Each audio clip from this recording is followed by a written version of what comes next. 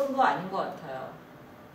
그거보다는 사실은 이 사람은 계속해서 강한 어조로 이러이러한 영어로 써야 돼요. 이거는 한국인들만 써요 라고 하는 것들을 주요 전략으로 해가지고 영어를 계속 반복하는 거예요. 같이. 그런데 방식이 있는 것 같아요. 그러니까 이 컨텐츠 자체가 중요하다기보다는 이거를 이렇게 쓰는 게 좋아요 라고 계속 이렇게 끌고 가는 거 있잖아요. 그리고 저 사람의 이 사람은 이런 모습으로만 나와요. 1년 넘게. 저 모자, 그죠? 저 모자, 저 체크 티, 그리고 배경. 근데 이 사람만이 아니라 거의 대부분의 유튜버가 어떤 일종의 폼을 갖고 있어요. 그리고 그 폼은 스티브 잡스의 터틀넥만큼이나 그 사람의 어떤 상징적 캐릭터를 만들어주더라고요. 그죠? 자, 그래서 자, 요약해 봅시다. 저도 유튜버처럼 선정적으로 얘기해 볼게요. 컨텐츠는 성공의 굉장히 중요한 부분인데 문제는 컨텐츠라는 것 자체가 예전에는 예전이라고 하는 건 지금 이 패러다임으로 바뀌기 전 단계예요. 그러니까 최근 20년 전, 인문학이 부흥하기 전에는 컨텐츠라는 게 어땠냐면 가치의 문제였거든요.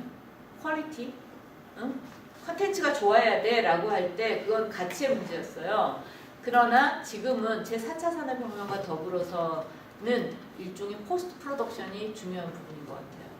컨텐츠를 창작해내는 것보다는 컨텐츠가 있는데 그 컨텐츠를 포스트 프로덕션을 우리나라 말로 뭐라고 번역하더라? 후반 작업.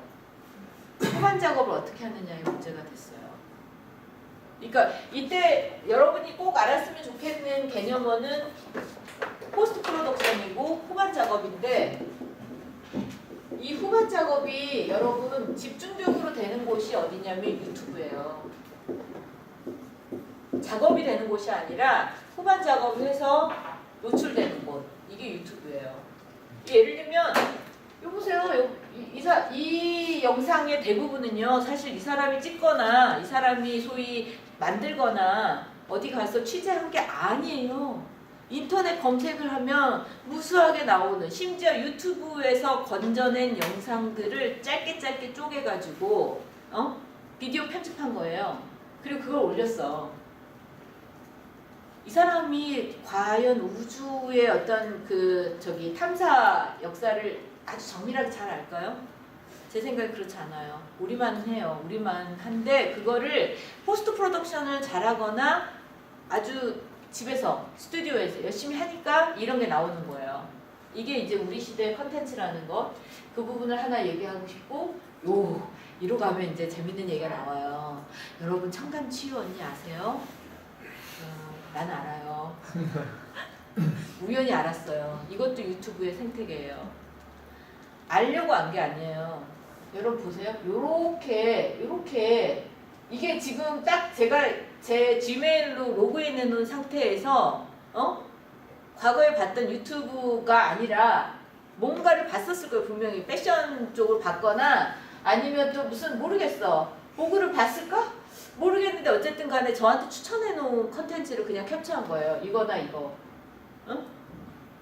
그럼 아시겠죠? 제가 유튜브에를 뭘 하고 있는지.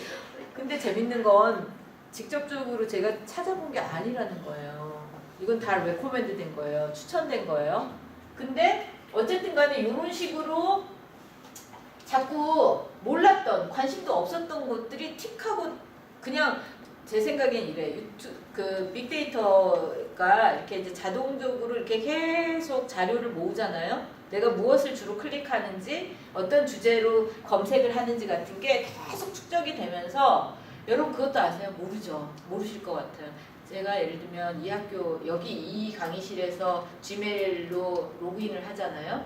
그럼 저기 예지관에 제 연구실에 있는 곳에서 로그인 할 때하고 소위 GPS로 분석을 해요. 그러니까 주로 이 사람이 어디 움직이고 있는지 같은 거. 그래서 내가 어디다가 프로페서라고 밝히지 않았는데도 이 사람 주로 교육계 쪽에 있나 봐. 이게 나오는 거예요. 이런 식이 바로 빅데이터고 레코멘드를 하는 거거든요. 이거 유튜브만 하는 거 아니에요. 대부분 다 해요. 근데 보세요. 제가 과거에 어디선가 어쨌든 간에 앞에 봤던 이 라이브 아카데미 같은 거를 검색하거나 봤기 때문에 날라리 데이브도 추천해 준 거예요. 이 사람 굉장히 영어 잘해요. 비슷한 톤으로 잘하는데 앞에 라이브 아카데미하고 상당히 톤이 달라요. 근데 이런 식의 어쨌든 추천을 이렇게 받는데 이렇게 하다가 어느 날 갑자기 청담 치유 언니가 8천만 원 이게 눈에 들어오더라고요. 진짜예요. 난 이거 모르고 하울이 무슨 단어인지도 몰랐어요. 근데 어느 날 옆에 이렇게 이게 뜨는 거예요. 근데 사람 눈이 그렇잖아요. 이렇게 딱 보니까 갑자기 8천만 원 명품 쇼핑 막 이러는 8천만 원? 아니 명품 쇼핑 저기 있다는 얘기라든가 그걸 유튜브로 또 무슨 언박싱이라는 말을 꼭 써가면서 왜 상자 풀기 이러면 안 돼? 왜 언박싱이야? 근데 어쨌든 간에 이게 떠서 이게 뭐지? 이러고 봤어요.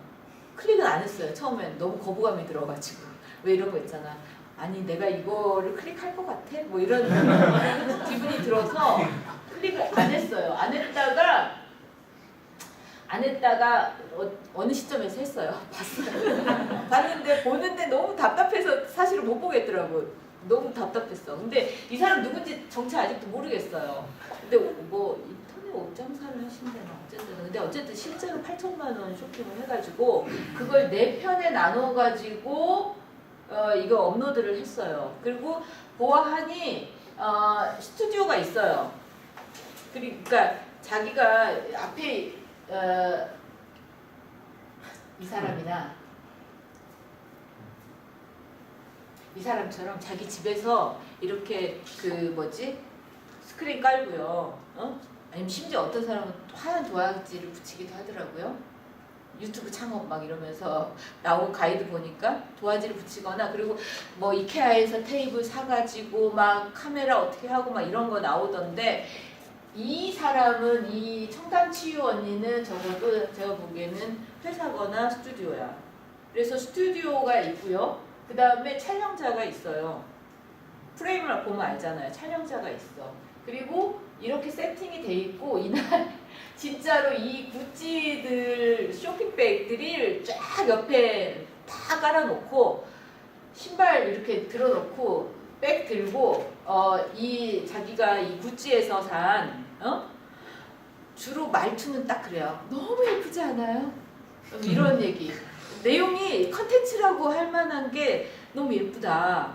내가 이걸 얼마나 고민하면서 샀냐면 뭐 이런 내용이 대부분이에요. 여러분, 얘가 이 얘기를 계속 하고 싶은 생각이 별로 없는데 제가 절묘하게 캡처했어요. 좀 봐주세요. 혹시라도 가죽에 스크래치가 나면 땜빵하라고 있는 것 같아. 이 자막 좀 봐주세요. 여러분, 이 구찌 파인가 하는 이 그 백이요. 정말 비싼 건가 봐요. 근데 이 안에 이 지갑, 그 작은 지갑이 있고 거기에 요만한 가죽이 들어있었나 봐요. 근데 이 용도를 이 사람이 해석하는 걸 봐보세요.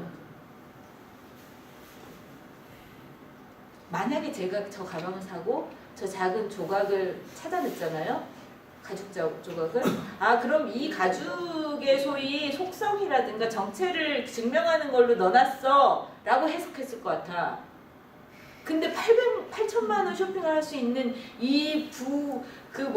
씀씀이의 사람이 스크래치 나면 땜빵하라고 라고 해석하고 있어요. 사물을. 내가 주목하는 건 이런 거예요, 여러분. 그러니까 유튜브를 왜 보는지가 다 다를 수 있는데 난 이걸 보고 참 재밌다고 생각을 했어요. 그리고 내가 유튜브를 가지고 수업을 하겠다고 생각했던 이유가 이런 측면이에요. 무슨 얘기냐면 본인도 모르게 들켜. 아니면 이 현상이 애초에 만들어진 의도하고 다르게 본질을 확 보여주는 부분들이 있어요. 근데 제가 이 장면에 주목했던 건 바로 그런 거예요. 이 사람이 스튜디오를 차렸든 회사든 간에 이런 식으로 청담 뭐 이런 키워드를 넣어가면서 그리고 8천만 원 하울 명품 언박싱 이런 식의 소위 굉장히 센세이셔널한 선정적인 용어와 태도를 막 보여주면서 하고 있는 이 작업은 사실은 돈 벌기예요. 그죠? 근데 컨텐츠 아니 비디오를 보거나 하면 이 사람은 내추럴리 리치한 사람인 것처럼 보여줘요 자기를. 나 태어날 때부터 굉장히 부자였어.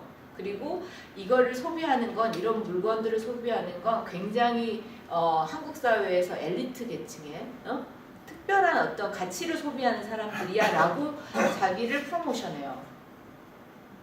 근데 이런 데서 제가 보기에는 의도치 않게 들키는 거예요. 저 작은 패치를 뭘로 해석하는지가 저 사람이 정말로 사물을 어떻게 즐기고 사용하고 문화적으로 훈육되어 왔는지를 보여주는 것 같다는 생각이 들었어요. 어쨌든 여기서 여러분이 그 전문어예요. 여러분 앞으로 유튜브를 하거나 하려면 이런 용어 정도는 알고 계세요. 비평을 하려고 해도 하울, 요즘에 저 열심히 공부하고 있어요. 하울이 뭔지 아세요? 모르시죠? 하울은 실제로는 이 영어로는 이렇게 수레에다가 그 짐을 한 가득 실어서 이렇게 끌고 오는 거를 하울이라고 그러거든요. 근데 이 유튜버들이 그 용어를 어디다가 갖다 쓰냐면 명품 매장이나 어느 그 샵을 털어온다 시쳇말로. 그럴 때 하울이라고 하더라고요. 근데 여러분이 하울이라는 단어를 모르면 이 유튜브의 의도나 이런 걸 읽을 수 없고 평할 수도 없고 여러분도 그 유튜버들의 세계 흐름을 못하니까 알고 계셔야 돼요. 언박싱 반드시 상자 풀기 뭐 아니면 같이 풀어볼까요? 이러면 안 돼요. 언박싱이라고 해야 돼요. 아시겠죠? 자, 그다음에 저기 들고 아니 저희 이거 강의 준비하면서는 저 스스로도 굉장히 즐거웠어요. 왜? 나의 지적 크리에이티비티가 여기서 굉장히 두드러지는구나라고 생각했어. 제가 잘하는 게 뭐냐면 변주법적 사고거든요. 정과 반을 가지고 하나의 논리를 구성하는 걸 잘해요. 자기 셀프 프로모션을 좀 해보자면. 그러니까 논리라고 하는 거를 잘 구성하는 게 내 머리인데 내 머리로 봤을 때 유튜브의 현상들은 너무나 차고 넘쳐 사례가. 그것들만 그냥 이렇게 뭐라 그러지? 유튜브 그냥 딱 펼치자마자 막 보여요. 두 개씩을 딱 대립각을 세워놓으니까 너무 말이 되는 거야. 그냥 이거는 알고 있어가지고 캡처를 딱 했어요. 그러고